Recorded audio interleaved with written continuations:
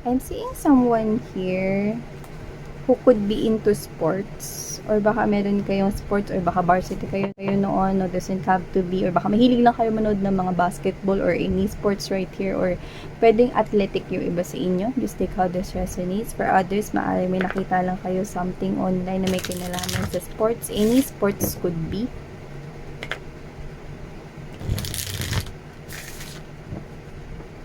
Someone here is connecting with you spiritually and energetically with the High Priestess right here. Okay? So, I'm picking up that this is someone here na walang ginagawa pero kumukonek sa inyo spiritually.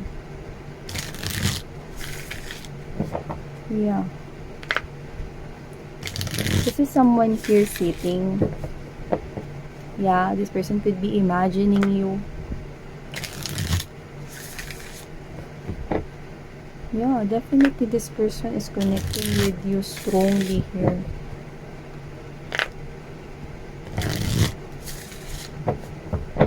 See?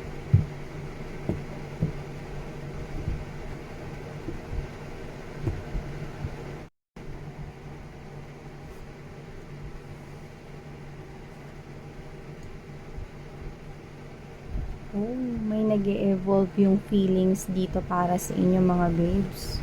Nakikita ko rito. Pero tahimik lang siya. Pinagmamasdan ka lang niya with the Seven of Cups energy. This is my internet and the world, World Wide Web, no? Pwedeng online, yan. Pinagmamasdan ka niya online, yan. No? Nakatingin lang siya sa'yo rito, pero nade-develop yung feelings niya for you guys, okay? Pwedeng meron kang social media account, dun kanya napapanood, nakikita yung mga status updates mo, no?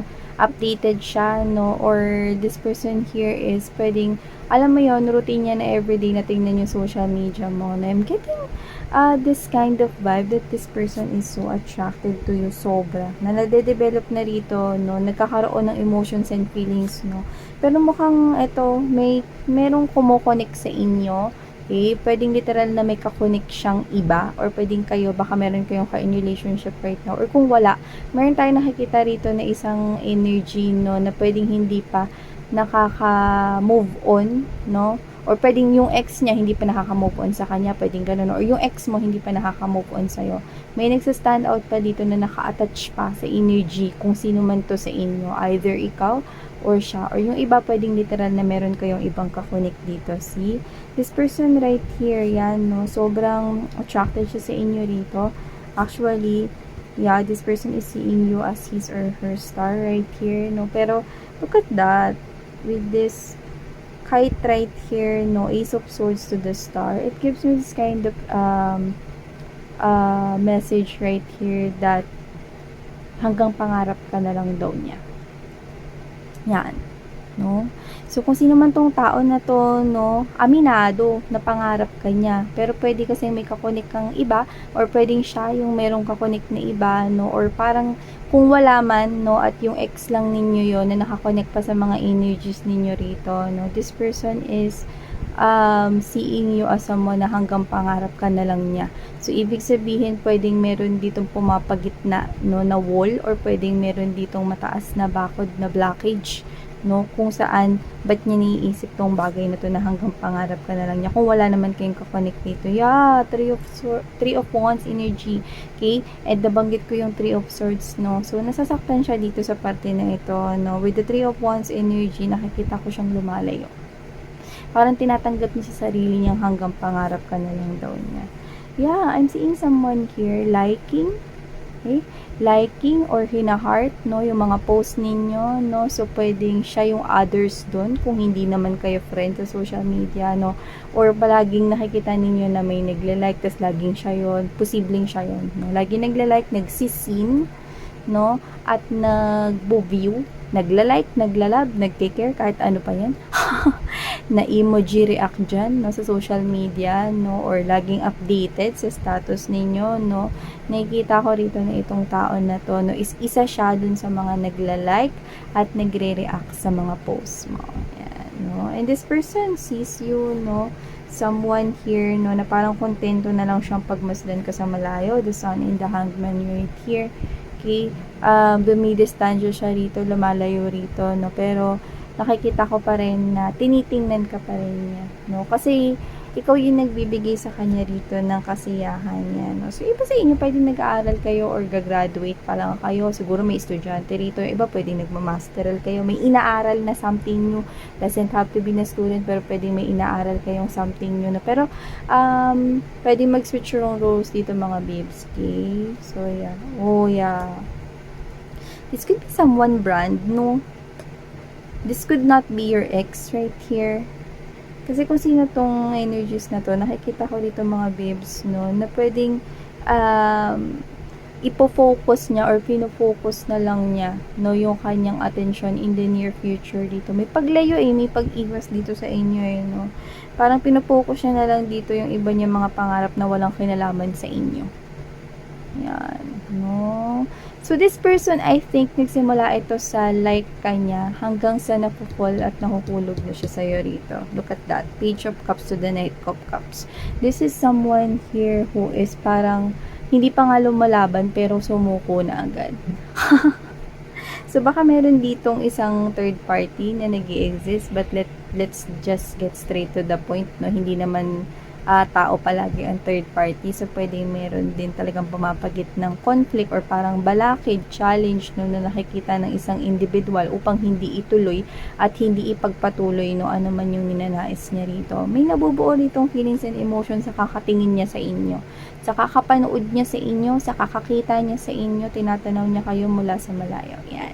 So, bago natin mga babes na ungkatin, no, itong reading na ito more, hi and hello sa mga new subscribers. By the way, my name is Yan. Yan. Meron tayong new channel na All About Taurus. It's in English language. The link is in the description box kung kayo ay Taurus, dealing with Taurus, or may Taurus kayo in your natal chart. Welcome kayo ron, no? Pati cross watchers, of course, welcome kayo ron mga babes. Just check it out. So, yun nga, wala tayong gender dito at timeless din ito mga babes. So, nakikita ko dito that someone here is may nabubuo, may napo-form dito na de-develop na feelings and emotions para sa'yo.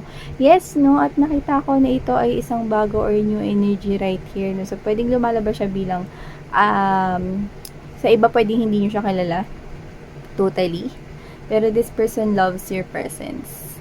Yeah, this person loves to be in your presence, no? So, when we say presence, doesn't need to be na lagi kanya kasama, pero pwedeng ganon, no? Gusto niya actually makasama ka rito, pero nakikita ko the connection has something to do with the internet, online it is, social media applications, no? Baka kasi nasa public eye din kayo, or this is someone here, no, na pwedeng nakaka-communicate ninyo, pwedeng sa trabaho ninyo or whatever, no? So, just take how this resonates. This person is someone here na isa siya dun sa mga nagre-react sa mga post mo, nagla-like, nagha-heart, nagki-care, ano man yan, no? At hindi niya pinalalampas, yun yung nakukuha ko sa kanya, hindi niya pinalalampas dito, no? Yung mga pinopost mo, lagi siya ritong naka-update. Okay? At nakikita ko na pwedeng hindi niya nilalike at nilalove lahat ng mga post mo, pero nakita kong ginagawa niya yun. Yan. I'm seeing someone here clicking that emoji react. Yan. O, kung ano man yung reaction na ilalagay niya ron. This is someone here, okay, napasinsin at pa-view at pa-react sa mga ginagawa mo online. So, it could be any social media applications like Facebook, Instagram, TikTok, okay, Telegram, and okay, etc. So, this is the type of person here that pwedeng, alam mo yun, no, pwedeng kaedad mo lang ito, pwedeng siya ay literal na mas bata sa'yo, but there could possibly be an age gap right here, but not totally that far, okay? So, just take how this resonates, no? Pero, ang literal na far dito is yung nakikita kanya as his or her far away dream. Yan, no? Layo-layo mo, no? To the point na parang ang lapit mo kasi hawak niya yung PC Tinan mo, parang ang lapit-lapit mo mga babes, no? Hawak niya yung PC. Ang nakikita ko kasi dito, no? Ang lapit-lapit mo, di ba? Every time someone sees, okay, something, no, sa phone, or may pinapanood, no, ginagawa sa phone, no, binuview, may ganyan, no? Parang feeling mo, lapit-lapit mo sa tao na yun. Kunwari, example, no, kunwari yung favorite mong artista na pinapanood mo sa cellphone mo, and then parang feeling mo lapit-lapit niya kasi lapit-lapit rin na screen sa mukha mo, 'di ba? Pero wala kang magawa and do something about this. Hindi mo naman makausap yung artist na yon. Okay? Pero ang lapit niya kasi napapanood mo siya. Parang gano'n, no? I hope na-gets yung mga babes. So, this person is viewing you as someone here, no, na kahit na nakikita ka niya everyday, it's so hard.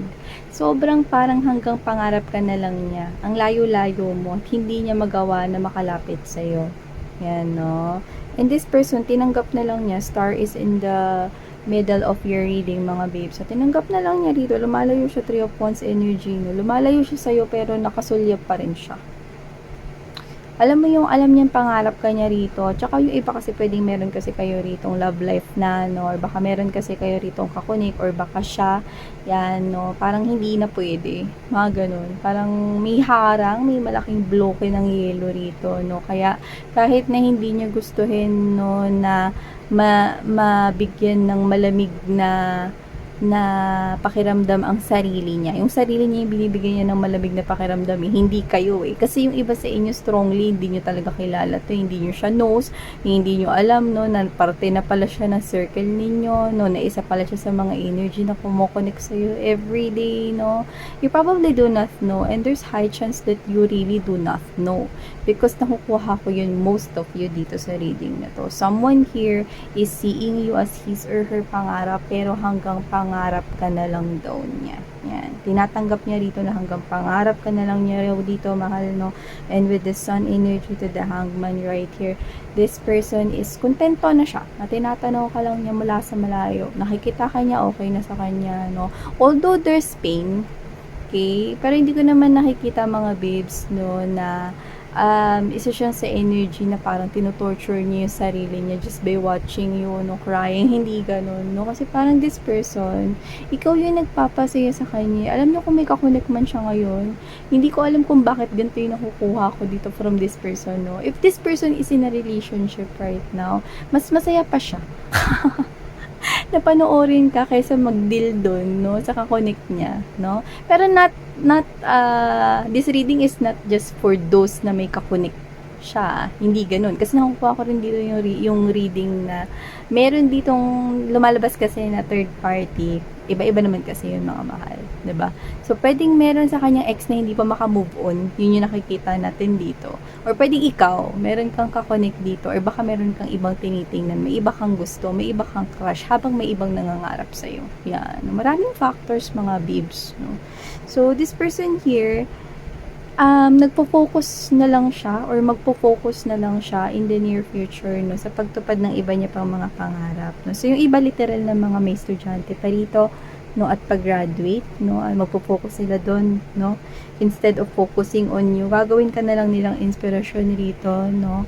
Pero kasi kaya nagiging mahirap, it is because may nag-e-evolve na feelings and emotions, no. It's like Two of Swords energy, I don't know. Hindi ko alam yung gagawin ko rin eh.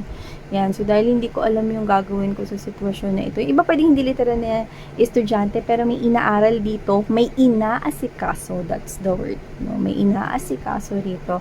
No, na walang kinalaman sa inyo in the near future. So, this person right here is going after his or her priorities and dreams in life na walang kinalaman sa'yo, mga mahal. Kasi hindi niya rin talaga alam. Parang, it's like, hindi niya alam kung ano rin gagawin niya dito sa situation with you. So, kaya tinatanaw ka na lang niya dito sa malayo. And this person is seeing you as someone here na hindi niya maaabot kahit kailan. Like, ever. So, I don't know what's with this person here. But this person is tinatanggap niya sa sarili niya na itong si collective, hanggang pangarap ko na lang siya. Gagawin ko na lang siyang inspirasyon. Period. Yan, no? Kasi wala akong nakikitang pagpaplano sa kanya rito eh. Sa katunayan, lumalayo pa nga siya at sinasabi niya sa akin dito na gagawin na lang niya yung mga priorities niya in life eh. Yan, no? Na walang kinalaman sa'yo. Pero nakikita ko na nagpapatuloy pa rin, no, ang pagtingin niya sa mga social media applications mo rito. Why? Because you inspire this person and you make this person happy. And wala kang kaalam-alam. So definitely, this is a secret admirer right here. This is someone here na hindi nga secret admirer kasi nabubuo yung feelings and emotions niya sa'yo rito. Just by looking, just by watching, just by, okay, seeing you. Imagine, ganun kalakas yung appeal mo, yung ganun kalakas yung dating mo with this person here. Okay? So, collective, ito ang mga mensahe natin for you guys. Sarang ngayon, love and life. Annyeong.